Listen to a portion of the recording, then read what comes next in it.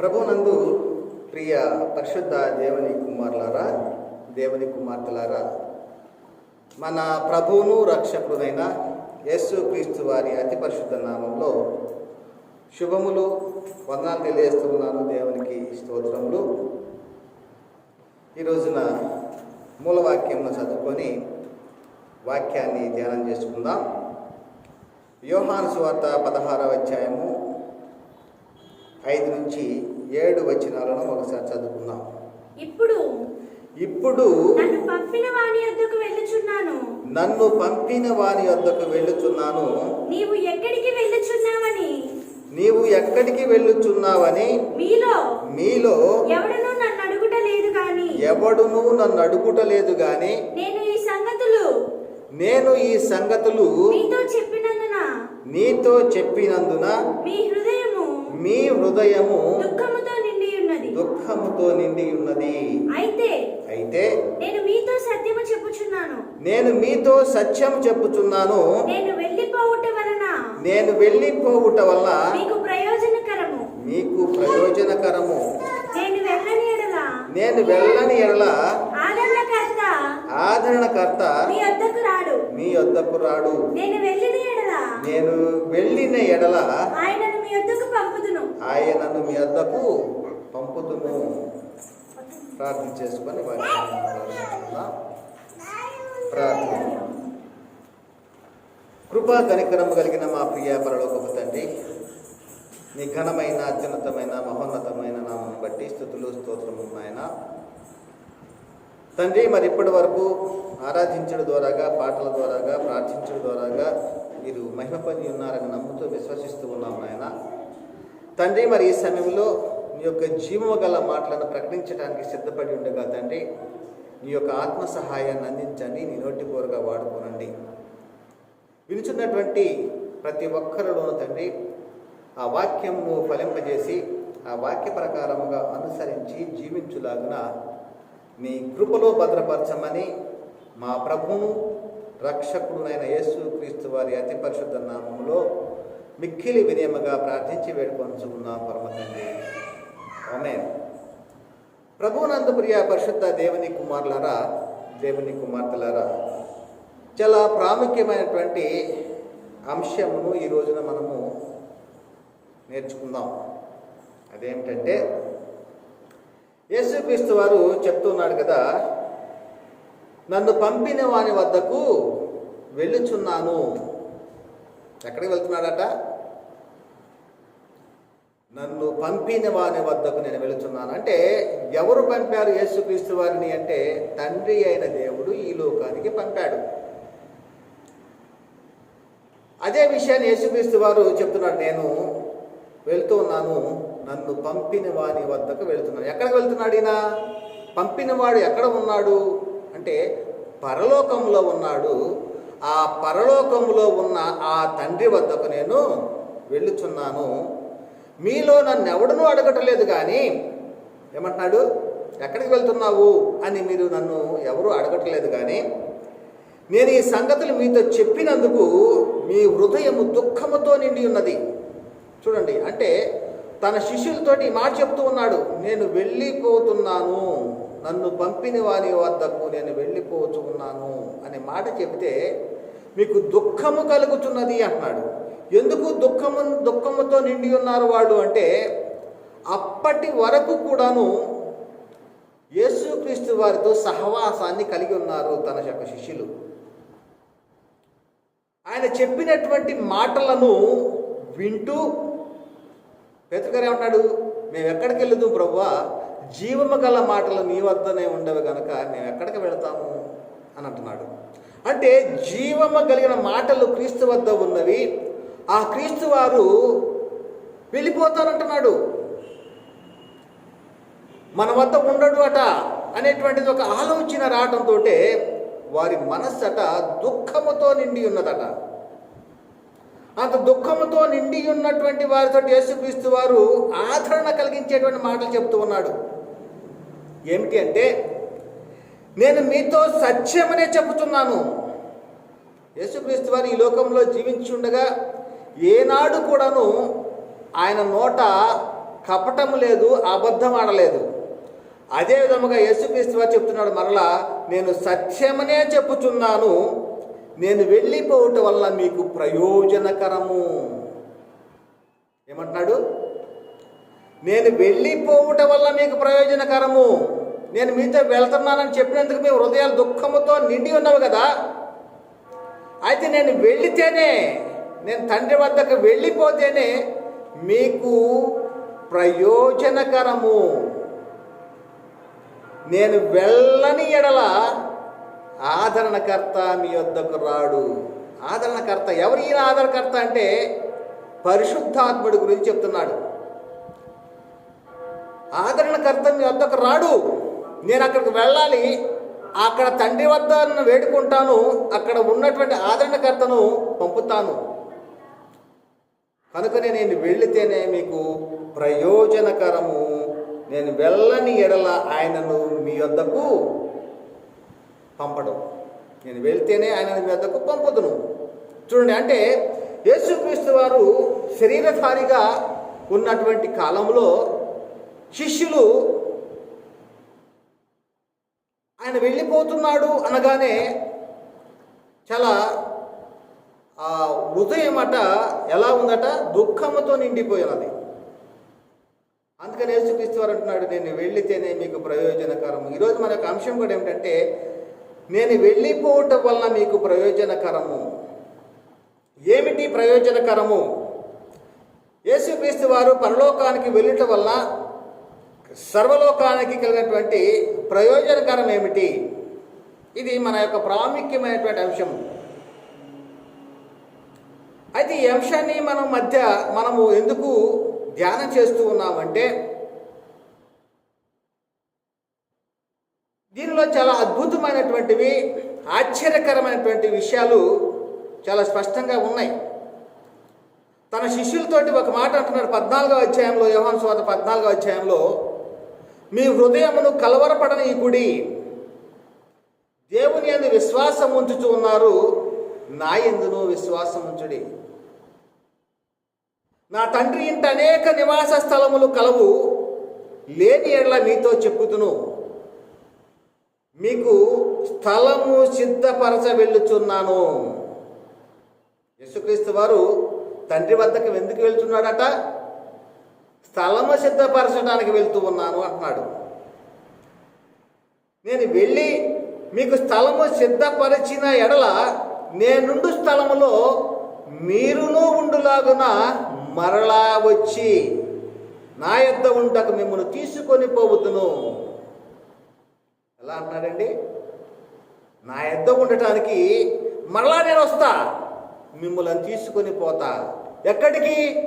నా తండ్రి ఇంట అనేక నివాసాలు కలవు, మీకు కూడా సిద్ధపరచడానికి వెళ్తూ ఉన్నా, లేని ఎడల వస్తాను, నేనుండే స్థలంలో మీరును ఉండులాగున మరలా వస్తానన్నాడు. చూడండి, అంటే యేసుక్రీస్తు వారు చాలా ప్రాముఖ్యంగా తన శిష్యులతోటి మీరు మీ హృదయములను కలవరపడనీయకుడి అంటున్నాడు, వెరవనీయకుడి అంటున్నాడు. దేవుని యందు విశ్వాసం ఉంచున్నారు, నా యందును కూడా విశ్వాసం ఉంచండి అంటున్నాడు. నేను ఎందుకు వెళ్తున్నానో తెలుసా? నా తండ్రి ఇంట అనేక నివాసములు కలవు, లేని ఎడల మీతో చెప్పుతును, మీకు స్థలము సిద్ధపరచ వెళుతున్నాను. నేను వెళ్ళి మీకు స్థలము సిద్ధపరిచిన నేనుడు స్థలంలో మీరును ఉండులాగన మరలా వచ్చి నా యొద్ద ఉండుటకు మిమ్మును తీసుకొని పోవద్దును. స్థలములను సిద్ధపరుస్తూ ఉన్నాడు. ఇంకా ఏమంటున్నాడు అంటే, నేను వెళ్ళుచున్న స్థలమునకు మార్గము మీకు తెలియను. ఆయన ఎక్కడికి వెళ్తున్నాడండి? తండ్రి వద్దకు వెళ్తున్నాడు. తండ్రి ఎక్కడున్నాడు? పరలోకంలో ఉన్నాడు. ఆ పరలోకానికి ఎవరైనా వెళ్ళారా? వెళ్ళి ఎవరైనా కిందికి మరలా భూలోకానికి వచ్చారా అంటే యేసుక్రీస్తు వారు అంటున్నాడు, తండ్రి వద్దను దిగి వచ్చిన వాడే తప్ప ఎక్కిపోయిన వాడు ఎవడనూ లేడు.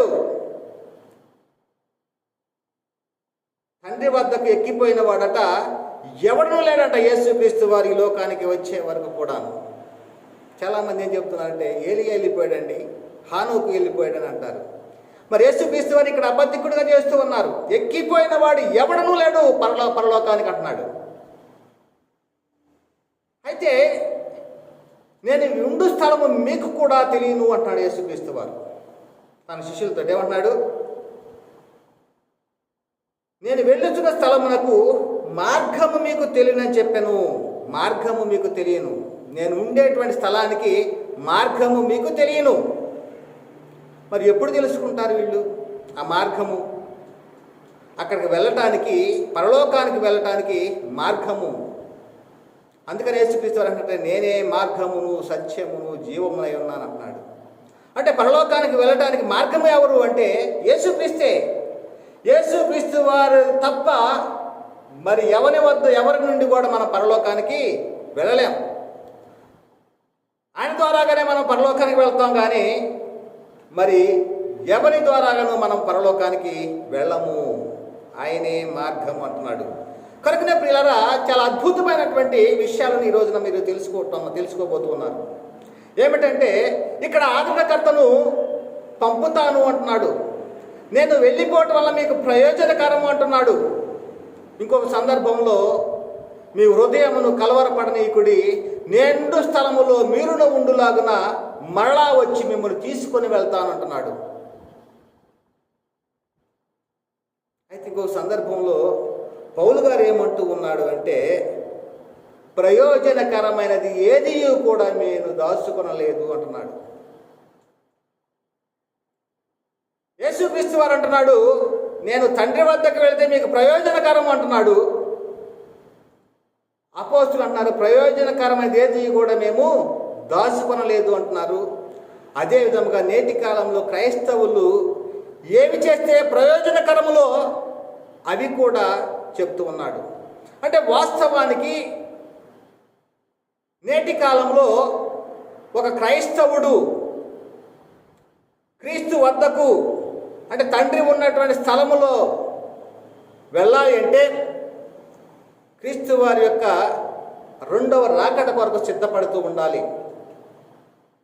అంతేకాని చెప్పింది మీ హృదయాలు కలవరపడనీయొద్దు, నా తండ్రి ఇంట అనేక నివాస స్థలములు కలవు, నేను వచ్చి నేను నిండు స్థలంలో ఉండులాగా నా మిమ్మలను తీసుకొని పోతానంటున్నాడు. ఆయన వచ్చే వరకు కూడా మన యొక్క విశ్వాసము, మన హృదయము కలవరపడకుండా ఉండాలి, దుఃఖము లేకుండా ఉండాలి అనేటువంటిది మరి చెప్తున్నాడు. సందర్భం ఎన్నో కష్టాలు వచ్చినాయి. అపోస్తులు చెప్తున్నారు కదా, ఎన్నో ఇబ్బందులు, ఇరుకులు, హింసలు కలిగినా కానీ క్రీస్తునందే మాకు సంతోషం అంటున్నాడు. మాకు ఈ లోకంలో ఏవైతే లాభకరమైనవో వాటన్నిటి కూడా నష్టముగా ఎంచుకున్నానంటున్నారు. చూడండి మరి ఏమిటి ఈ యొక్క యేసుక్రీస్తు వారు పరలోకానికి వెళ్ళుట వల్ల ప్రయోజనకరము ఏమిటి? అసలు యేసుక్రీస్తు వారిని పంపింది ఎవరు? ఆయన ఎందుకు ఈ లోకానికి వచ్చాడో మనం ఇవన్నీ తెలుసుకుంటేనే కానీ ఆయన వెళ్ళిపోతే ప్రయోజనకరమైనది ఏమిటో మనం గ్రహించలేము. ఆయన ఎందుకు ఈ లోకానికి వచ్చాడు? మనకు మార్గం అన్నాడు, మీకు మాదిరి అన్నాడు, తన యొక్క అడుగుజాడలు నడవాలి అని చెప్పాడు. మరి అయితే ఆయన చూపించిన అడుగుజాడలు ఏమిటి? ఆయన చూపించినటువంటి మార్గం ఏమిటి? ఆయనను పంపిన వారి యొక్క చిత్తమును ఎలాగూ నెరవేర్చాడు? ఇవన్నీ కూడా మనం తెలుసుకుంటేనే కానీ మరి ఆదరణకర్త వచ్చి ప్రయోజనకరమైనవి ఏమిటో తెలియజేస్తాడన్నాడు కదా, ఆ ప్రయోజనకరమైనటువంటి ఏమిటో మనకు అర్థమవుతాయి పిల్లరా. అందుకని యేసుక్రీస్తు వారిని పంపింది ఎవరు అంటే జీవము గల తండ్రి నన్ను పంపాడు అంటున్నాడు. నా అంతటా నేను వచ్చి ఉండలేదు, ఆయన నన్ను పంపాడు అంటున్నాడు. నన్ను పంపిన వాడు సత్యవంతుడు, ఆయనను మీరు ఎరుగరు అంటాడు. మరలా ఆయనను మీరు ఎరుగరు. ఎందుకని ఎరుగరు? ఆయన యొక్క గుణాలను, ఆయన యొక్క లక్షణాలను, ఆయన యొక్క స్వభావమును ఆయనను ఎవరు కూడాను ఈ లోకంలో బయలుపరచలేకపోయారు. తండ్రి అయిన దేవునిని యేసుక్రీస్తు వారు తప్ప మరి ఎవరు కూడాను ఆయనను బయలుపరచలేకపోయారట. కనుకనే అంటున్నాడు, నన్ను పంపిన వాడు సత్యవంతుడు, మీరు ఆయనను ఎరుగురు అంటున్నాడు. అందుకనే మరి యేసుక్రీస్తు వారు ఈ లోకానికి రావటానికి మరి ఎవరి నామమున ఈ లోకానికి వచ్చాడు అని అంటున్నాడు. నేను నా తండ్రి నామమున వచ్చాను అంటున్నాడు. అంటే నామము అంటే పేరు కాదు, ఇక్కడ నామము అంటే గుణలక్షణాలు, స్వభావము, తండ్రికి ఉన్నటువంటి ప్రేమ, తండ్రికి ఉన్నటువంటి దీర్ఘశాంతము, తండ్రికి ఉన్నటువంటి యొక్క గుణలక్షణాల స్వభావాన్నే ఈ యొక్క నామముగా తెలియపరచబడతా ఉంది. చాలామంది నామము అంటే పేరు అనేటువంటిది ఈ లోకరీతిగా అనుకుంటూ ఉంటారు. ఆయన ఏమంటున్నాడు, నేను నా తండ్రి నామమున పంపబడ్డాను అంటున్నాడు. అది యోహాను సువార్త 17వ అధ్యాయంలో 24 నుంచి 26 వచనాలు చెప్పబడతా ఉంది. తండ్రి, నేను ఎక్కడ ఉందునో అక్కడ నీవు నాకు అనుగ్రహించిన వారు నాతో కూడా ఉండవలనియు, నీవు నాకు అనుగ్రహించిన ఆ మహిమను వారు చూడవలనియు కోరుచున్నాను. జగత్తు పునాది వేయబడక మునిపే నీవు నన్ను ప్రేమించితివి. నీతి స్వరూపుడు ఒక తండ్రి, లోకము నిన్ను ఎరగలేదు, నేను నిన్ను ఎరుగుదును. నీవు నన్ను పంపితువని వీరెరిగి ఉన్నారు. నిజముగా ఆనాటి కాలంలో చాలామంది నేను తండ్రి వద్ద నుంచి వచ్చానంటే నమ్మల, నేను దేవుని కుమారుడిని అంటే నమ్మల, నేను క్రీస్తుని అంటే నమ్మల. అయితే కొందరు నమ్మారట. అందుకంటున్నాడు శిష్యుల గురించి, నీవు నా యందు ఉంచిన ప్రేమ వారి యందు ఉండునట్లును నేను వారి యందు ఉండునట్లును వారికి నీ నామమును తెలియజేసితిని. నామమును తెలియజేసి అన్నాడు. నామం అంటే ఏమిటి? తండ్రికి ఉన్నటువంటి ప్రేమ, దీర్ఘశాంతము, ఆయన దయాళత్వము, ఆయన కనికరము, ఇవన్నీ కూడాను యేసుక్రీస్తు వారు కనపరిచాడు, బయలుపరిచాడు. అందుకని నీ నామమును తెలియజేసి అంటున్నాడు. అంటే యెహోవా యెహోవా నామము అందరికీ తెలుసు, కానీ నామము అంటే ఆయన ప్రేమ, దయాళత్వము, దీర్ఘశాంతము, కనికరము, ఇవన్నీ కూడాను ఆయన కలిగి ఉన్నటువంటి గుణలక్షణాలు, ఆయన స్వభావాన్ని తెలియపరిచాడు. ఇంకాను తెలియజేసేదని చెప్పాను. అదే ఒక సందర్భంలో ఆయన నామం అంటే ఇప్పుడు తెలుసుకుంటున్న ప్రయత్నం చేద్దాం. నిర్గమకాండంలో మోషేతో చెప్తున్నాడు, నా నామమును ప్రకటించదు అని. అదే నిర్గమకాండం 34 అధ్యాయం 5-6 వచనాల్లో ఆయన నీ మహిమను నాకు కనబరచుమని మోషే అడిగినప్పుడు ఆయన చెబుతూ ఉన్నాడు. మేఘములో యెహోవా దిగి అక్కడ అతనితో నిలిచి యెహోవా అను నామమును ప్రకటించెను. యెహోవా అను నామమును ప్రకటించెను. చూడ, ఆ యెహోవా అనే నామానికి అర్థం ఏమిటో చెప్తున్నాడు ఇక్కడ. అతని ఎదుట యెహోవా అతను దాటి వెళుచు యెహోవా కనికరము, దయ, దీర్ఘశాంతము, విస్తారమైన కృపా సత్యములు గల దేవుడు అయిన యెహోవా. అంటే నామము అంటే ఆయన యొక్క గుణలక్షణాలు, ఆయన యొక్క స్వభావము అనేటువంటిది చెప్పబడతా ఉంది. కనుక నేను నిర్గమకాండము 33వ అధ్యాయం 18-19 వచనాల్లో కూడా అతడు దయచేసి నీ మహిమను నాకు చూపమనగా, మోషే అడుగుతున్నాడు, నీ మహిమను నాకు చూపన్నాడు. ఇందాక యెహోవా దిగి అక్కడ అతనితో నిలిచి యెహోవా అను నామమును ప్రకటించాడట. ఏమిటి అంటే యెహోవా కనికరము, దయ, దీర్ఘశాంతము, విస్తారమైన కృపా సత్యములు అని దేవుడైన యెహోవాని. ఇక్కడ నా మహిమను, నామమును మరి ప్రకటించేదను అనేటువంటిది చెప్తున్నాడు. అతడు దయచేసి నీ మహిమ నాకు చూపమనగా ఆయన నా మంచితనమంతయు నీ ఎదుట కనబరిచేదను అంటున్నాడు. దేవుడు చెప్తున్న మాటలు మోషేతోటి, నా మంచితనమంతయు నీ ఎదుట కనబరిచేదను, యెహోవా అను నామమును నీ ఎదుట ప్రకటించేదను అని చెబుతూ, నేను కరుణించు వారిని కరుణించెదను, ఎవరి యందు కనికర పడదను వారి యందు కనికర పడేదను అనెను. మరి ఈ విధముగా యేసుక్రీస్తు వారు తండ్రి యొక్క మహిమను, తండ్రి యొక్క నామమును ఈ లోకములో తెలియజేశాడు అనేటువంటిది మనకు అర్థమవుతా ఉంది లేదా. అందుకనే మరి తండ్రి మహిమను యేసుక్రీస్తు వారు మరి కనపరచడానికే ఈ లోకానికి పంపబడినవాడు. ఈ లోకానికి యేసుక్రీస్తు వారు ఎందుకు వచ్చాడు అంటే ముఖ్యంగా తండ్రి మహిమను కనపరచడానికి. అప్పటి వరకు కూడా ఏ ప్రవక్త కానీ ఏ దీర్ఘదర్శి కానీ దేవునిని కనపరిచిన వారు లేరు, దేవునిని బయలుపరిచినటువంటి వారు లేరు, దేవునిని మహిమపరిచినటువంటి వారు లేరు. కనుకనే యేసుక్రీస్తు వారు ఈ లోకానికి రావడానికి కారణము తండ్రిని బయలుపరచడానికి. అదే విషయాన్ని ఇక్కడ చెప్తున్నాడు.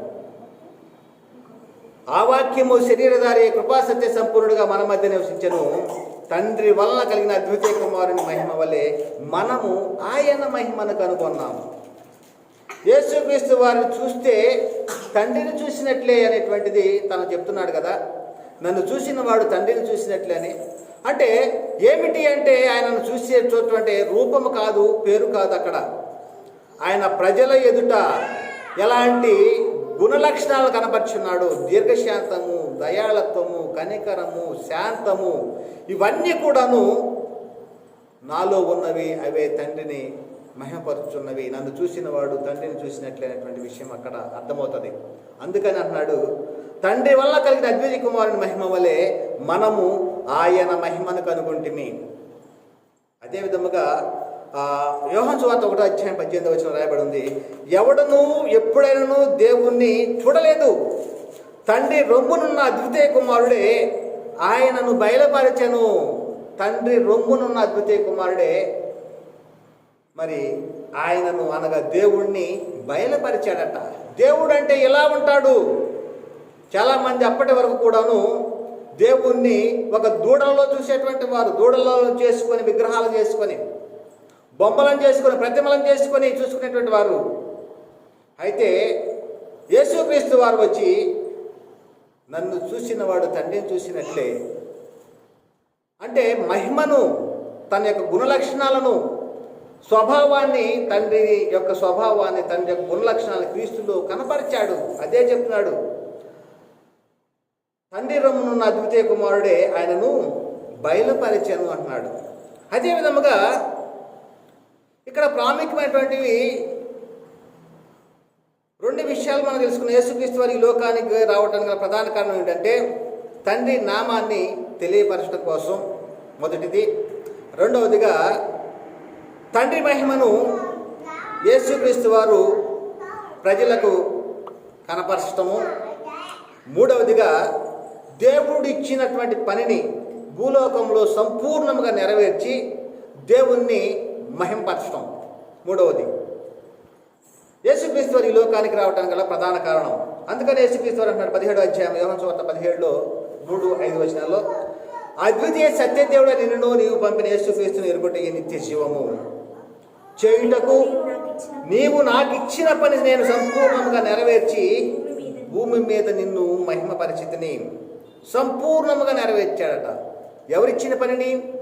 దేవుడిచ్చినటువంటి పనిని. దేవుడు ఏ పనులు ఇచ్చాడో కూడా తెలుసుకుందాం. దేవుడు ఇచ్చిన పని సంపూర్ణంగా నెరవేర్చి నిన్ను మహిమపరిచిని. తండ్రి లోకము పుట్టక మునుపు నీ యొద్ద నాకు ఏ మహిమ ఉండెనో ఆ మహిమతో ఇప్పుడు నీ యొద్ద నన్ను మహిమపరచుము. తన శిష్యులతో చెప్తున్నాడు కదా, నేను తండ్రి వద్దకు వెళ్తాను, వెళితేనే మీకు ప్రయోజనకరము, ఆదరణకర్త వస్తాడు, నేను వెళ్ళకపోతే ఆయన రాడు. మీ హృదయంలోని కలవరపడనీకుడి, నా తండ్రి ఇంటి అనేక నివాస స్థలములు కలవు, నేనుండు స్థలంలో మీరుడు ఉండలాగిన మరలా వచ్చి మిమ్మల్ని తీసుకొని వెళ్తాను. అందుకనే తండ్రి లోకము పుట్టక మునుపు నీ యొద్ద నాకు ఏ మహిమ ఉన్నదో ఆ మహిమతో ఇప్పుడు నన్ను మహిమపరచుమంటున్నాడు. ఇంకొకటి ఏమిటంటే కృపయు సత్యమును క్రీస్తు ద్వారా కలిగినాయి. కృపయు సత్యము, కృప ద్వారాగానే, కేవలము విశ్వాసము ద్వారాగానే మనము రక్షించబడ్డాం. యేసు క్రీస్తు దేవుని కుమారుడని, ప్రభు అని, రక్షకుడని, దేవుడు మృతుల నుండి ఆయన మృతుల నుండి ఆయన లేపిన హృదయం ముందు విశ్వసించిన నీవు రక్షింపబడదు. కృపచేతనే రక్షింపబడుతున్నాం. కనుకనే విశ్వాసం ద్వారా కృపచేత రక్షింపబడి ఉన్నారు. ఇది మీ వల్ల కలిగినది కాదు, ఇది దేవుని వల్ల కలిగినది. ఇంతటి కృపా సత్యములను యేసుక్రీస్తు ద్వారాగా కలగటానికి, అదే విధముగా దేవుడిచ్చినటువంటి పని భూమి మీద సంపూర్ణం నెరవేర్చి దేవుడిని మహిమపరచడానికి, తండ్రిని బయలుపరచడానికి, తండ్రి యొక్క మహిమను, తండ్రి యొక్క నామమును ప్రచురపరచడానికి ఈ లోకానికి వచ్చాడు. ఇంకా ధర్మశాస్త్రం లోబడి ఉన్న వారిని విమోచించడానికి ఆయన ఈ లోకానికి వచ్చాడు. ఆ ధర్మశాస్త్రాన్ని సిలువలో కొట్టివేశాడు, సంపూర్ణంగా నెరవేర్చి. అదే విధముగా మంద ఒక్కటియు కాపరి ఒక్కటియు కావాలి. అందుకొరకు యేసుక్రీస్తు వారు ఈ లోకానికి వచ్చాడు. మంద ఒకటి, కాపరి ఒకటి. అప్పటి వరకు రెండుగా ఉన్నాయి మందలు. ఒకటి దేవుని జనాంగముగా పిలువబడిన ఇశ్రాయేలీలు, రెండవది అన్యజనులుగా ఉన్నటువంటి వారు, ధర్మశాస్త్రం లేనటువంటి అన్యజనులు. వీరందరూ కూడా ఏకమవ్వాలి, ఒక్కటవ్వాలి, కాపరి ఒక్కటవ్వాలి. అందుకోసమే ఈ లోకానికి ఆయన వచ్చాడు యేసుక్రీస్తు వారు. అదే విషయాన్ని ఇక్కడ చెప్తూ యోహాను సువార్త 10వ అధ్యాయం 14-17 వచనాల్లో, నేను గొర్రెల మంచి కాపరిని. ఈ రోజున చాలామంది సేవకులను అడిగితే నన్ను మందను కాయటానికి పంపించాడండి అన్నారు. నా మందను కాయాలి. చాలామంది సేవకులు చెప్తూ ఉంటారు. అది చిన్న మంద పెద్ద మంద కాదు, కానీ నేను నా మందను కాయటానికే నేను వచ్చాను అంటారు. అంటే మందను కాసేటువంటి వాడు ఎలాంటి ఆహారం ఇవ్వాలండి? మందకి శక్తినిచ్చేటువంటి ఆహారం ఇవ్వాలి, బలాన్ని ఇచ్చేటువంటి ఆహారం ఇవ్వాలి. అటువంటి ఆహారాన్ని ఇచ్చేటువంటి స్థితిలో ఉన్నారో లేదో నేటి బోధకులు తెలుసుకోవాల్సిన అవసరం ఎంతైనా ఉంది. ఈ యొక్క చెప్పేటువంటి అంశంలో ఉన్నటువంటి విషయాలను ఆ మందకు తెలియజేస్తున్నారా లేదా అనేటువంటి విషయాలు గ్రహించుకోవాలి. ఎందుకంటే చాలామంది చెప్తున్నారు మేము మా మందను కాయటానికి. చాలామంది మందని కాసేవారుగా లేదు, చాలా భయంకరంగా ఆ మందనే రోజుకి ఒక గొర్రెను చంపుకొని తినేవారిలాగా ఉన్నట్టు స్థితిలో ఉన్నారు నేటి కాలంలో సేవకులు. చాలా ఘోరమైనటువంటి స్థితిలోకి వెళ్ళిపోయింది నేటి. ఏ బోధ చెబితే నిత్య జీవాన్ని పొందుకుంటారో, యేసుక్రీస్తు వారు చెప్పాడు కదా, నేను వెళ్ళే మార్గం మీకు తెలియను అన్నాడు. ఎలా తెలుస్తుంది అంటే, నేను వెళ్ళటం వల్ల మీకు ప్రయోజనకరము, ఆదరణకర్త మీ వద్దకు వస్తాడు, సమస్తాన్ని మీకు బోధిస్తాడు అన్నాడు. అదేవిధంగా అపోస్తులు చెప్తున్నారు, ప్రయోజనకరం అదేది కూడా మేము దాచుకొనలేదు, ఇంటింటను బహిరంగముగా అని అంటున్నారు. ఇంతటి స్పష్టమైనటువంటి బోధను నేటి కాలంలో మరి బోధించేటువంటి స్థితిలో ఉన్నారా లేదా అనేటువంటి విషయాలను మీరు తెలుసుకోవాలి. ఆ బోధ ఏమిటో మీకు స్పష్టంగా ఇప్పుడు తెలియజేస్తున్నాను. మంద ఒక్కటి, కాపరి ఒక్కటి కావాలి. అలా ఎప్పుడు అవుతాడు అంటే, ధర్మశాస్త్రాన్ని కొట్టివేసినప్పుడే. ధర్మశాస్త్రము దేవుని జనాంగంగా పిలువ ఇశ్రాయేలును దేవుని జనాంగముగా అన్నటువంటి అన్యజనులను వేరు చేస్తూ ఉన్నది. వారికి మధ్య గోడ ధర్మశాస్త్రమై ఉన్నది. ఆ మధ్య గోడను తొలగించి వేశాడు యేసుక్రీస్తు వారి శిలువలో. అందుకని కృపయు సత్యము క్రీస్తు ద్వారా కలిగిన అంటున్నాడు. మోషే ద్వారా ధర్మశాస్త్రం కలిగింది, కృపయు సత్యము క్రీస్తు ద్వారాగా అనుగ్రహించబడింది అంటున్నాడు. ధర్మశాస్త్రం వల్ల ఏ ఒక్కడు కూడా నీతిమంతుడిగా తీర్చబడటం లేదు. కనుక యేసుక్రీస్తు వారు ఈ లోకానికి వచ్చి ధర్మశాస్త్రం లోబడిన వారిని విడిపించాడు, విమోచించాడు. ధర్మశాస్త్రం లోబడిన వారిని విమోచించుటకు ఆయన ధర్మశాస్త్రం లోబడిన వాడు ఆయన అనేటువంటి మాట మరి గలతీ పత్రికలో చెప్పబడుతూ ఉంది ప్రియులారా. కనుకనే ఆయన మంద ఒక్కటి, కాపరి ఒక్కడు కావాలి అనేటువంటి విషయాన్ని ఇక్కడ చెప్తున్నాడు. తండ్రి నన్ను ఎలాగునా ఎరుగునో, నేను తండ్రిని ఎలాగ ఎరుగుదును, అలాగే నేను నా గొర్రెలను ఎరుగుదును.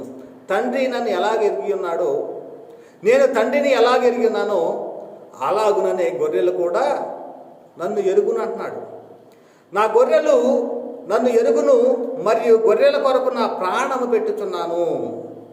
ఈ దొడ్డివి కాని వేరే గొర్రెలు నాకు కలవు, వాటిని కూడా నేను తోడుకొని రావలను. అవి నా స్వరము వినును. అవి నా స్వరము వినును. ఎప్పుడు ఆ స్వరం విన్నాయి ఆ గొర్రెలు? ఈ దొడ్డివి కానీ వేరే గొర్రెలు ఆ స్వరం ఎప్పుడు విన్నవి? ఇంకా అప్పుడు మంద ఒక్కటియు గొర్రెల కాపరి ఒక్కడనగును. నేను దాన్ని మరలా తీసుకున్నట్టు నా ప్రాణం పెట్టుచున్నాను. ఇందువలనే నా తండ్రి నన్ను ప్రేమించుచున్నాడు అన్నాడు.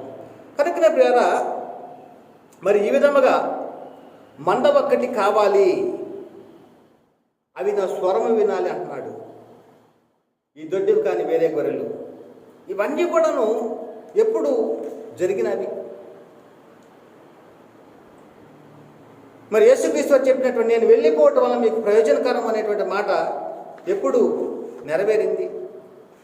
మరి యేసుక్రీస్తు వారు ఈ లోకానికి వచ్చినాయి, మరి చేసినటువంటి ఆ పనులన్నింటినీ కూడా మనం తెలుసుకున్నాం. పాపాన్ని తీసివేయడానికి ఈ లోకం వచ్చాడు, పాపులను రక్షించడానికి ఈ లోకానికి వచ్చాడని, ధర్మశాస్త్రం లోబడిన విమోచించే ధర్మశాస్త్రాన్ని కొట్టివేశాడు అని, అదేవిధంగా చాలా అద్భుతమైనటువంటి విషయాలు మరి యేసుక్రీస్తు వారు ఈ లోకంలో మరి తండ్రి ఇచ్చినటువంటి పనిని సంపూర్ణంగా నెరవేర్చి భూమి మీద దేవుణ్ణి మహిమపరిచాడు.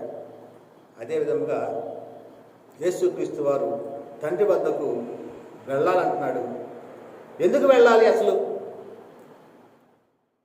వెళితే వీళ్ళకి కలిగేటువంటి ప్రయోజనం ఏమిటి అనేటువంటిది కూడా మనం స్పష్టంగా తెలుసుకోవాలి. పిల్లలు, యేసుక్రీస్తు వారు మాటల్లో ఒక మాట ఉన్నది, తండ్రి వాగ్దానం చేసినది మీ మీదకి పంపుతున్నాను, మీరు పైనుండి శక్తి పొందుకునే వరకు కూడా ఈ పట్టణంలో నిలిచినడని వారితో చెప్పాను. తన శిష్యులతో చెప్పిన మాటలవి. తండ్రి వాగ్దానం చేశాడు, అది మీ మీదికి పంపుచున్నాను. అదే కదా యేసుక్రీస్తు అని చెప్పింది యోహాను సువార్తలో, నేను వెళ్ళకపోతే ఆయన రాడు, నేను వెళ్ళిపోతేనే మీకు ప్రయోజనకరము, ఆదరణకర్త వస్తాడు అని. అదే చెప్తున్నాడు ఇక్కడ లూకా సువార్త 24:49. ఇదిగో నా తండ్రి వాగ్దానం చేసి మీ మీదకి పంపుచున్నాను, మీరు పైనుండి, ఎక్కడుండి అంటున్నాడు? పైనుండి శక్తి పొందుకునే వరకు కూడా ఈ పట్టణంలో నిలిచిన వారితో చెప్పాను అంటున్నాడు. ఇంకా ఒక సందర్భంలో అపోస్తుల కార్యాలు 1:4-5 ఆయన వారిని కలుసుకుని ఇలాగా ఆజ్ఞాపించాను. పునరుత్థానుడైన తర్వాత యేసుక్రీస్తు వారు తన శిష్యులు చెప్తున్న మాటలు ఇవి, మీరు యెరూషలేము నుండి వెళ్ళక నా వలన వినిన తండ్రి యొక్క వాగ్దానము కొరకు కనిపెట్టుడి. వాగ్దానం కొరకు కనిపెట్టండి. నా వలన విన్నారు మీరు, తండ్రి చేసిన వాగ్దానము, ఆ వాగ్దానం కొరకు కనిపెట్టండి. యోహాను అయితే నీళ్ళ బాప్తిస్మం ఇచ్చాడు, కానీ మీరు కొద్ది దినములలో పరిశుద్ధాత్మతో బాప్తిస్మము పొందెదరు అని. మరి యేసుక్రీస్తు వారు ఈ లోకంలో తాను ప్రత్యక్షంగా బోధించిన కాలంలో ఏమంటున్నాడంటే తన శిష్యులతోటి,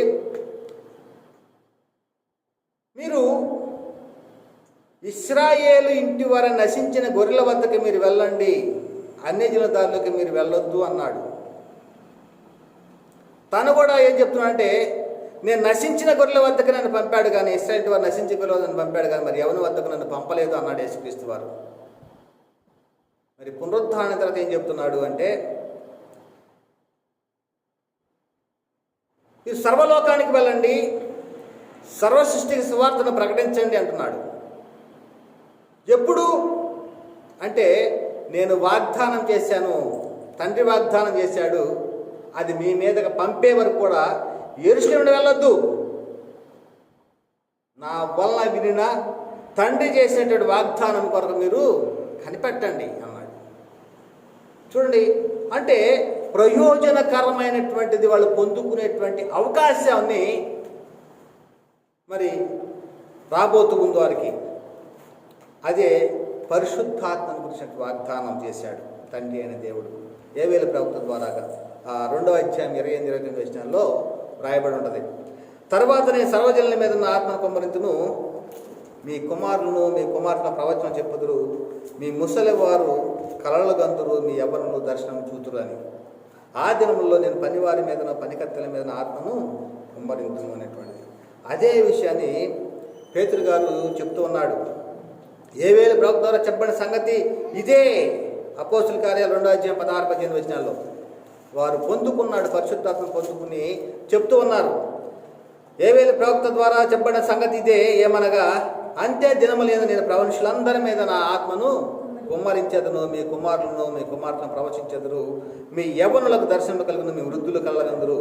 ఆ దినములలో నా దాసుల మీదను నా దాసురాండ్ర మీద నా ఆత్మను కుమ్మరించను కనుక వారు ప్రవచించెదరు. అందుకనే మరి యేసుక్రీస్తు వారు చెప్తూ ఉన్నాడు పరిశుద్ధాత్మ విషయం వాగ్దానం. అది తండ్రి వలన పొందారు, అది నేను మీ మీదకి పంపే వరకు కూడా యెరూషలేములో ఉండండి, ఆ తర్వాత మీరు వెళ్ళండి అంటున్నాడు. అదే విషయాన్ని చెప్తున్నాడు యోహాను సువార్త 14:16 నేను తండ్రిని వేడుకొందును, మీ వద్ద ఎల్లప్పుడూ ఉండుటకైన వేరొక ఆదరణకర్తను అనగా సత్యస్వరూపిగా ఆత్మను అనుగ్రహించును అంటున్నాడు. సత్యస్వరూపిగా ఆత్మను మీకు అనుగ్రహించును. 16:7 యోహాను సువార్త 16:7 అయితే నేను మీతో సత్యం చెప్తున్నాను, నేను వెళ్ళిపోవటం వల్ల మీకు ప్రయోజనకరము, నేను వెళ్ళని ఎడల ఆదరణకర్త మీ వద్దకు రాడు, నేను వెళ్ళిన ఎడల ఆయనను మీ వద్దకు పంపుతాను.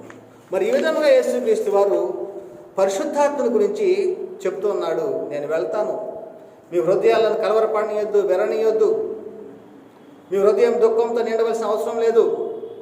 నేను వెళ్ళేటువంటి స్థలము మీకు తెలుస్తుంది, నేను స్థలంలో మీరు ఉండులాగా నేను మరలా వస్తాను, మిమ్మల్ని తీసుకెళ్తాను. మరి ఈ విధంగా యేసుక్రీస్తు వారు తన శిష్యులతోటి చెప్తున్నాడు. మరి ఆ మార్గము ఏమిటి? తానుండు యేసుక్రీస్తు వారు దేవుని వద్ద ఉన్నాడు, పరలోకంలో దేవుని వద్ద ఉన్నాడు. ఆ పరలోకానికి వెళ్ళేటువంటి ఆ మార్గము ఏమిటి? నేనే మార్గం అన్నాడు యేసుక్రీస్తు వారు. నా ద్వారా తప్ప ఎవడును తండ్రి వద్దకు రాలేడు అన్నాడు. మరి ఇటువంటివన్నీ కూడాను మనం తెలుసుకోవాలి. ఏదో ఆదివారం వచ్చేసింది, 4 ఉపమానాలు చదువుకున్నాం, ఏదో ఒక ఆశ్చర్య కార్యాన్ని గుర్తు చేసుకున్నాము, వెళ్ళిపోయాము, కానుకలేసాము, వెళ్ళిపోయాము అనేది కాదు. కానీ పరలోకానికి మార్గం అనేటువంటి సత్య సంబంధమైన మాటలు ఏమిటో మనం స్పష్టంగా తెలుసుకోవాలి. ఇవి తెలియకనే చాలామంది నశించిపోయేటువంటి స్థితిలో ఉన్నారు. కానీ మేము విశ్వాసమైన భ్రమలో ఉన్నారు, కానీ వారు నశించినటువంటి స్థితిలోనే ఉన్నారు. ఈ బోధలో కనుక లేకపోతే, ఆ బోధ ఏది? క్రీస్తు యేసే ముఖ్యమైన మూలరాయి ఉండగా అపోస్తులు ప్రవక్తలు వేసిన పునాది మీద మీరు కట్టబడి ఉన్నారు. ఆ పునాది మీద కట్టబడి ఉన్నటువంటి వారు, ఆ పునాదిని ప్రకటించేవారు మాత్రమే, ఆ పునాది ప్రకారంగా జీవితంలో అనుసరించి గైకునేటువంటి వారు మాత్రమే నిత్య జీవానికి పాత్రలుగా ఎంచబడతారు. అందుకని అంటున్నాడు ఇక్కడ యేసుక్రీస్తు ఏమంటున్నాడు, ఆయన తండ్రి వద్దకు వెళితే మరి నేను వెళ్ళిపోతేనే మీకు ప్రయోజనకరం. ఏమిటా ప్రయోజనకరం అంటే చెప్తున్నాడు, ఆదరణకర్త అనగా నా ఆదరణకర్త అనగా తండ్రి నా నామను పంప పరిశుద్ధాత్మ సమస్తమును మీకు బోధించి నేను మీతో చెప్పిన సంగతులన్నిటినీ మీకు జ్ఞాపకం చేయను. పరిశుద్ధాత్ముడు వస్తాడట. ఆయన ఏం చేస్తాడు అంటే సమస్తమును మీకు బోధిస్తాడట. సమస్తమును అంటే యేసుక్రీస్తు వారు ఏమంటారంటే, నేను ఇంకా చెప్పవలసిన సంగతులు ఇంకా అనేకములు కావు, కానీ ఇప్పుడు మీరు వాటిని సహింపలేరు. అయితే ఆయన అనగా సత్యస్వరూపిన ఆత్మ వచ్చినప్పుడు మిమ్మల్ని సర్వసత్యములోనికి నడిపించును. ఆయన తనంతట తానే ఏమీ బోధింపక వేటిని వినునో వాటిని బోధించి సంభవింపబోవు సంగతులను మీకు తెలియజేయను. ఆయన నా వాటిలోనివి తీసుకొని మీకు తెలియజేయను కనుక నన్ను మహిమపరచును. తండ్రికి కలిగినవన్నీ నావి, అందుచేత ఆయన నా వాటిలోనివి తీసుకొని మీకు తెలియజేయనని నేను చెప్పితిని. అంటే సంఘము సర్వసత్యంలోనికి నడిపించేటువంటి మాటలు పరిశుద్ధాత్ముడు ద్వారాగా తెలియపరచబడతా ఉంది. పరిశుద్ధాత్ముడు చెప్పేటువంటి మాటలు తన సొంత మాటలు కాదు, కానీ క్రీస్తు మాటలే చెబుతాడు. ఆయన శరీరధారిగా ఉన్నాడు దినాల్లో ఏవైతే చెప్పాడు వాటిని జ్ఞాపకం చేస్తానన్నాడు. సంఘానికి అవసరమైన మాటలు అదే విధముగా సంభవింపబోయేటువంటి సంగతులు కూడా తెలియజేస్తాను అంటున్నాడు ప్రియులారా. అంటే తండ్రి వద్ద నుండి మీ వద్దకు నేను పంప ఆదరణకర్త అనగా తండ్రి వద్ద నుండి బయలుదేరి సత్య స్వరూపిన ఆత్మ వచ్చినప్పుడు ఆయన నన్ను గూర్చి సాక్ష్యం ఇచ్చును. యేసుక్రీస్తు వారి గురించి సాక్ష్యం ఇస్తాడు. అదే కదా నేటి కాలం మనం కూడా ప్రకటిస్తూ ఉంది.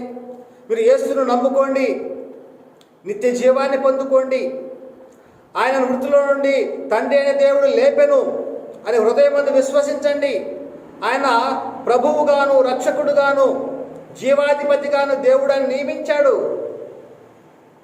అని మనము విశ్వసించి ఆయన నామమందు బాప్తిస్మం పొందితే మనము రక్షింపబడుతున్నాం కదా. అదే కదా మనము నేటి కాలంలో ప్రకటిస్తూ ఉన్నది కదా. అందుకనే ఆయన నన్ను గురించి సాక్ష్యం ఇస్తాడు. పరిశుద్ధాత్ముడు ఎవరి గురించి సాక్ష్యం ఇస్తాడు అంటే నన్ను గురించి సాక్ష్యం ఇస్తాడు. పరిశుద్ధాత్ముడు చెప్పే మాటలు ఎవరివంటే నా మాటలు అవి. నేను చెప్పేటువంటి మాటలు ఆయన చెబుతాడు, నన్ను మహిమపరుస్తాడు అనేటువంటిది చెప్పేటువంటి పరిస్థితి మనం చూస్తున్నాం ప్రియులారా పరిశుద్ధాత్మ గురించి. ఇంకా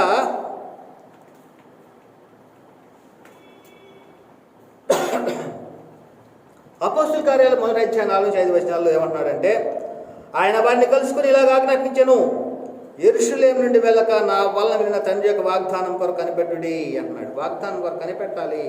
ఆ కనిపెట్టడంతో ఆరంభమవుతూ ఉంది ప్రయోజనకరమైనటువంటి మాటలు.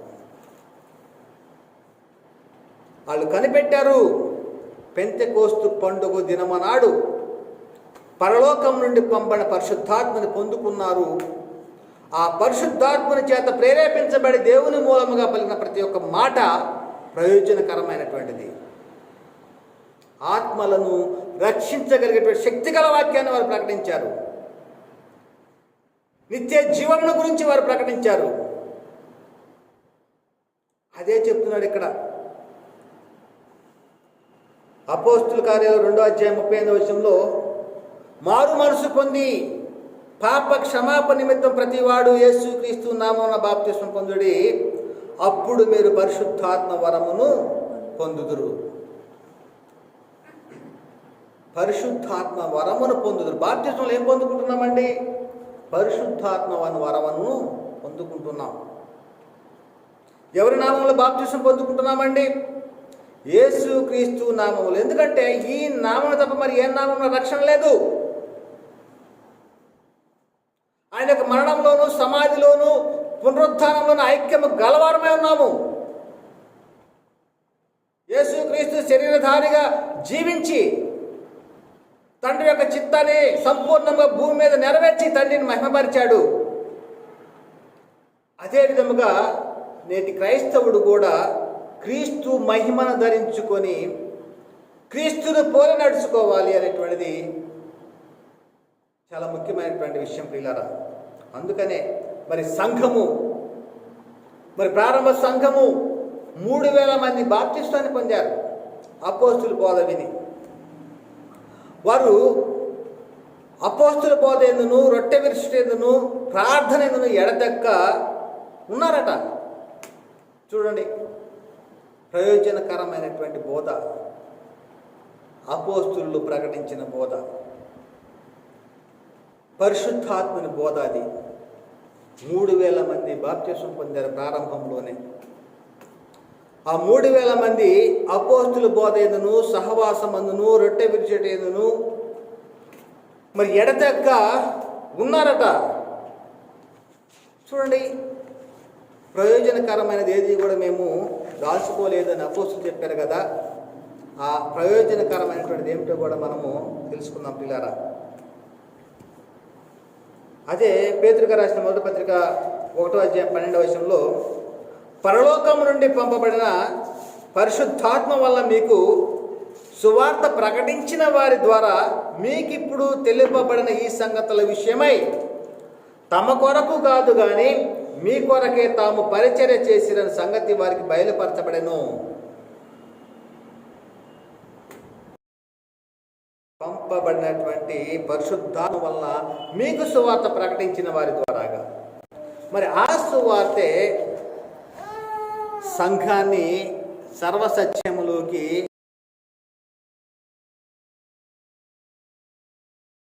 పౌలు గారు ప్రయోజనకరమైనది ఏది కూడా మేము దాచుకొనక అన్నాడు. ఏది ప్రయోజనకరమైనది అంటే పరిశుద్ధాత్మ శక్తిని పొందుకొని వారు ఏదైతే సూచక క్రియల ద్వారాగా, మహత్కార్యాల ద్వారాగా, అద్భుతాల ద్వారాగా, కృపావరముల ద్వారాగా వాక్యమును సిద్ధపరుస్తూ స్థిరపరుస్తూ ఉన్నారో ఆ సిద్ధపరిచిన వాక్యాన్ని మనం అనుసరించడం ద్వారాగా అదే మనకు ప్రయోజనకరమైనది అంటున్నాడు. యేసుక్రీస్తు వారు చెప్పిన మాట, నేను వెళ్ళిపోవటం వల్ల మీకు ప్రయోజనకరము.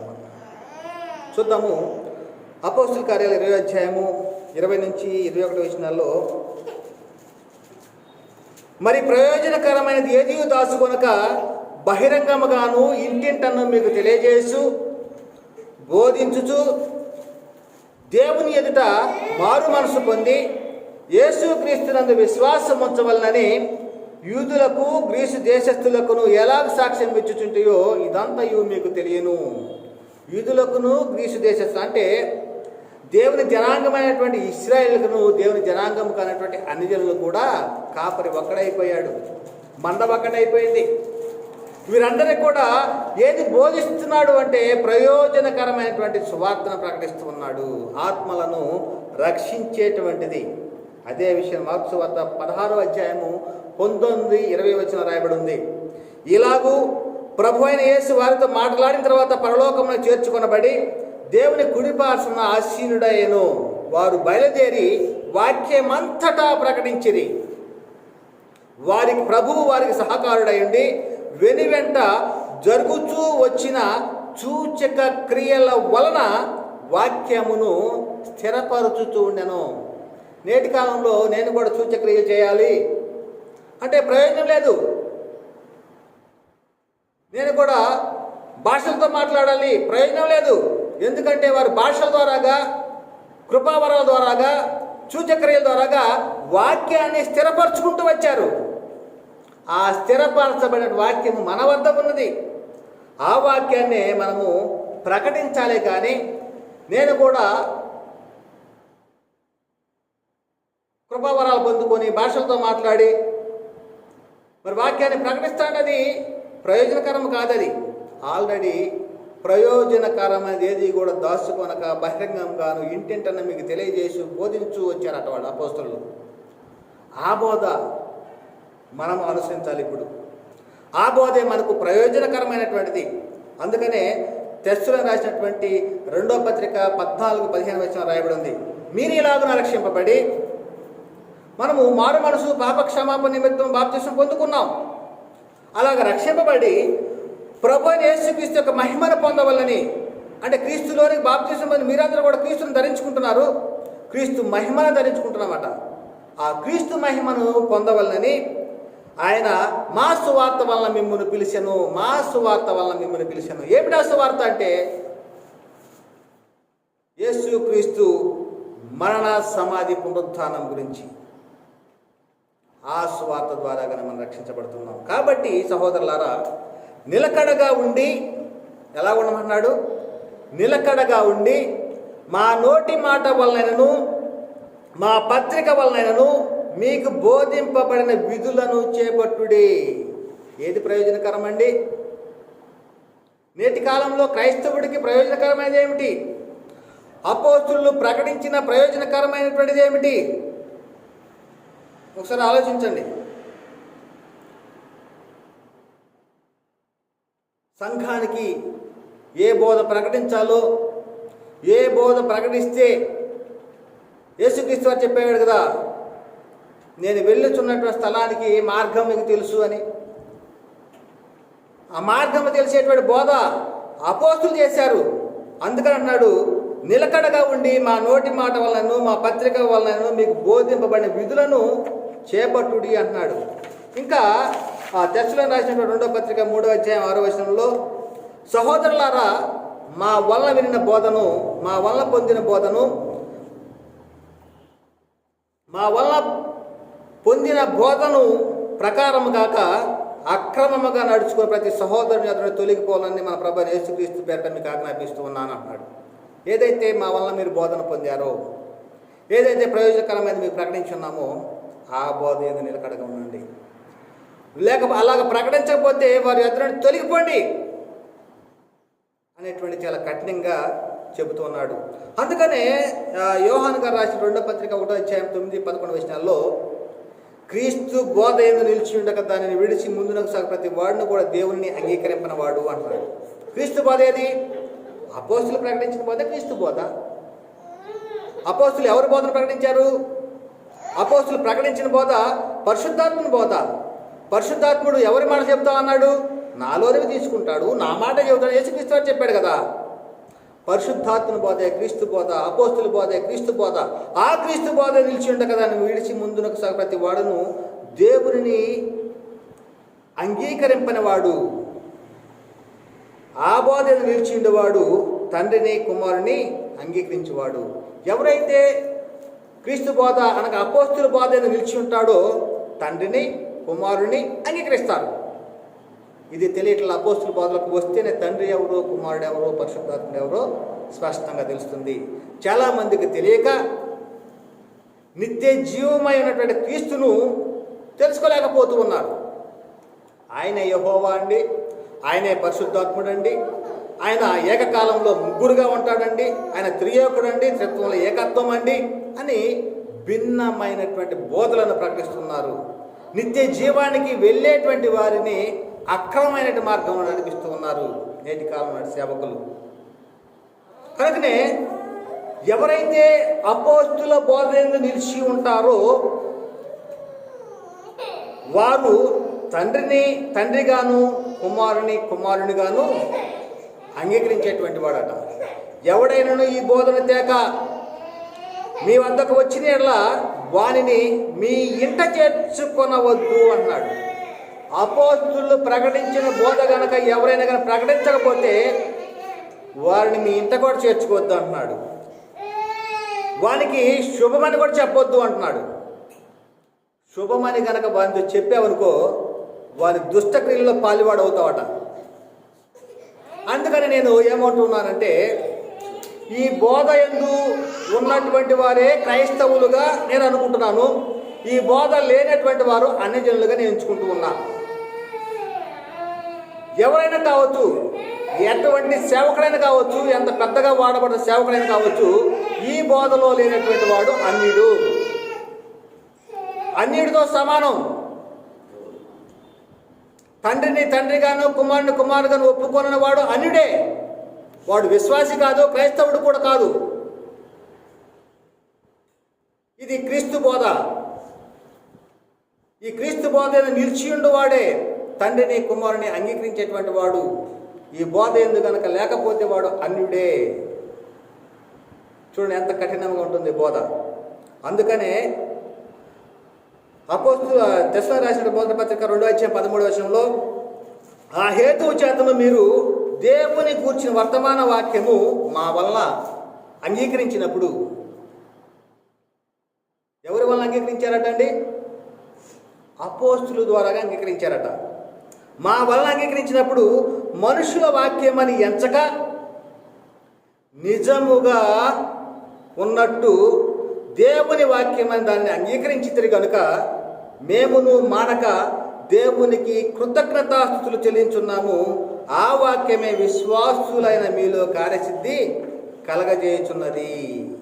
కనుకనే ప్రియులారా, ఈ యొక్క అపోస్తుల బోధ యందు లక్ష్యముంచక అపోస్తులు ప్రకటించినటువంటి పునాది మీద కట్టబడక ఎవరైనా ఉన్నారు అంటే వారు నిత్య జీవానికి పాత్రులుగా ఎంచబడరు.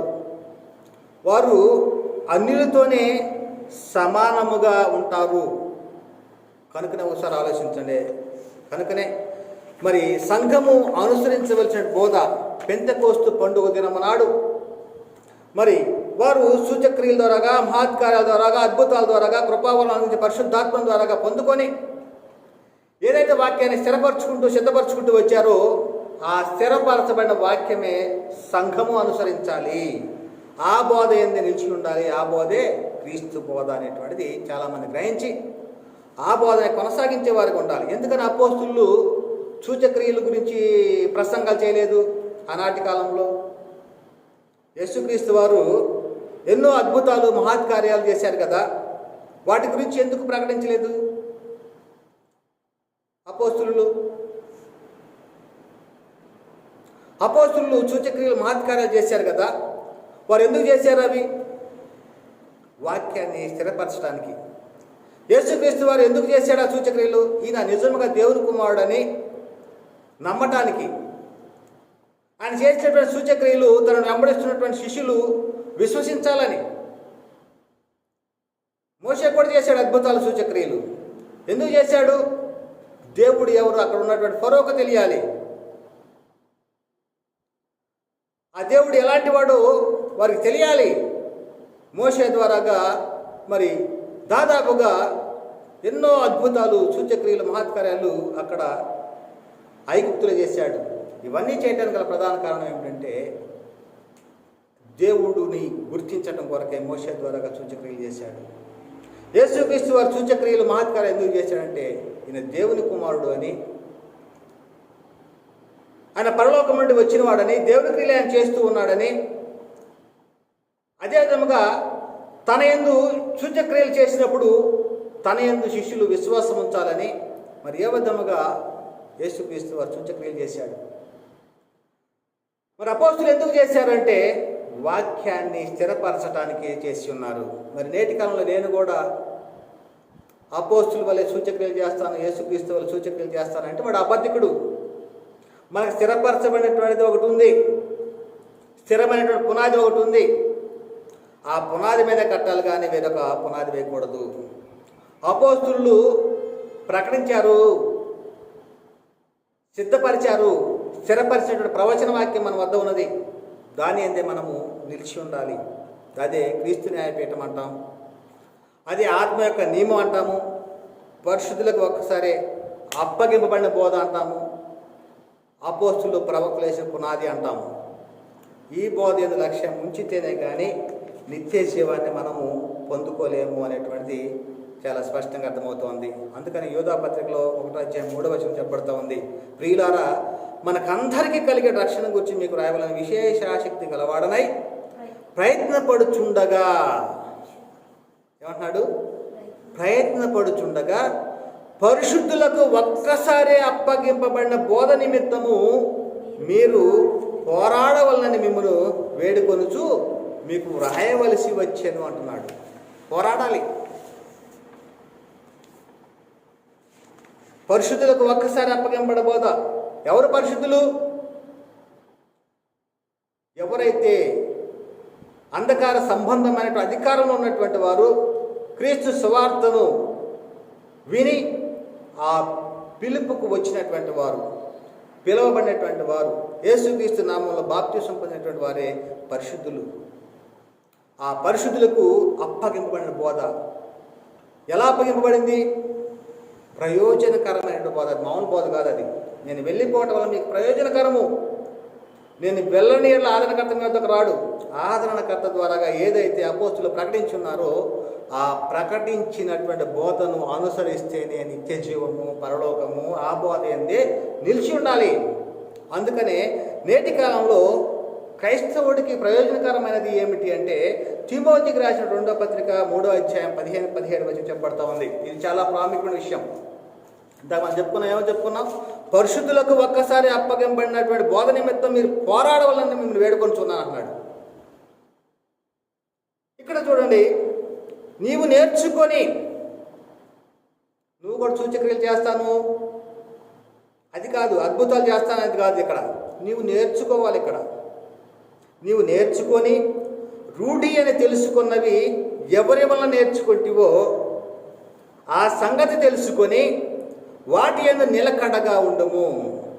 అంటే క్రీస్తు యేసే ముఖ్యమైన మూలరాయునిగా అపోస్తులు ప్రవక్తల పునాది మీద వాటి యందే నిలకడగా ఉండము. దైవజనుడు సన్నద్ధుడై ప్రతి సత్కార్యమునకు పూర్ణముగా సిద్ధపడి, ఎలాగంటున్నాడు? పూర్ణముగా సిద్ధపడాలి. ఒక ప్రసంగానికి కనుక మనము సిద్ధపడాలంటే ఆ ప్రసంగము ఆ యొక్క అంశం లోపల ఉండాలి, కానీ లోకంలోనికి వెళ్ళకూడదు, వేరేటువంటి వాటిలోకి వెళ్ళకూడదు. ఈరోజు మనం చెప్పుకున్నటువంటిది నేను వెళ్ళిపోవడం వల్ల మీకు ప్రయోజనకరం అనేటువంటిది. ఈ వెళ్ళిపోవడం వల్ల ప్రయోజనకరమైనది ఏమిటో అనే అంశంలోనే మనం ఉన్నాము కానీ వేరే చోటకి మనం వెళ్ళలేదు కదా. ఆ విధముగానే దైవజనుడు సన్నద్ధుడు ప్రతి సత్కార్యంలో పూర్ణముగా సిద్ధపడినట్లు దైవావేశం వల్ల కలిగిన ప్రతి లేఖనము, దైవావేశం వల్ల కలిగిన ప్రతి లేఖనము అంటే పరిశుద్ధాత్మల చేత ప్రేరేపించబడినటువంటి మాటలు, అంటే అపోస్తులు ప్రకటించినట్టు బోధ. దైవావేశం వల్ల కలిగిన ప్రతి లేఖనమును ఉపదేశించాలి, ఖండించుటకును. ఎవడైనా అబద్ధం చేస్తే ఖండించాలట, వీడి తప్పు చెప్పాడు అనేటువంటిది. తప్పు దిద్దుటకును, ఎవరైనా తప్పు చెప్పినా కానీ తప్పును దిద్దాలి. ఈ బోధల్లో ఉన్నారు, ఇది కరెక్ట్ కాదు, దీనిని అనుసరించాలి. తప్పు దిద్దుటకును, నీతి యందు శిక్ష చేయుటకును ప్రయోజనకరమై ఉన్నది. ఇది ప్రయోజనకరమైనటువంటి. మరి నిజముగా నేటి కాలంలో క్రైస్తవుడుగా పిలువబడుతున్నటువంటి వాడు ఉపదేశించాలి, ఏదైనా అబద్ధం చెప్పినప్పుడు ఖండించాలి, తప్పు చేసినప్పుడు దిద్దాలి, నీతి యందు శిక్ష చేయడానికి ఇవన్నీ ప్రయోజనకరమైనవి అంటున్నాడు కదా. మరి ఈ బోధల్లో ఎవరైతే ఉంటున్నారో వారు మాత్రమే ఇవి సాధ్యమవుతాయి. కానీ ఏదో ఉపమానాలు చెప్పుకుంటూ లేకపోతే అద్భుతాలు చెప్పుకుంటూ కాలం గడిపేటువంటి వారిలో ఎటువంటి ప్రయోజనం లేదు. కనుక ప్రియారా, మరి ప్రయోజనకరమైనటువంటివి ఏమిటో, మరి అపోస్తులు పొందుకున్నటువంటి ప్రయోజనకరమైనది ఏమిటో, నేటి కాలంలో మనము ప్రయోజనకరంగా ఏమిటో మనం స్పష్టంగా తెలుసుకోవాలి. ఇలా తెలుసుకుంటేనే కానీ యేసుక్రీస్తు వారు చెప్తున్నాడు కదా, నేను వెళ్ళే చోటకు మార్గం మీకు కూడా తెలుసుకున్నాడు.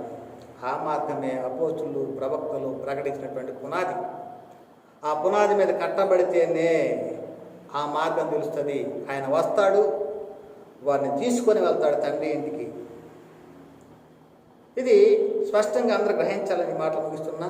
చెప్పండి, మాటలు వింటున్న ప్రతి ఒక్కరిలో కూడా దేవుడు నీరు గట్టి ఫలింపచేయను గాక. సహోదరులందరికీ వందనాలు, దేవునికి స్తోత్రములు.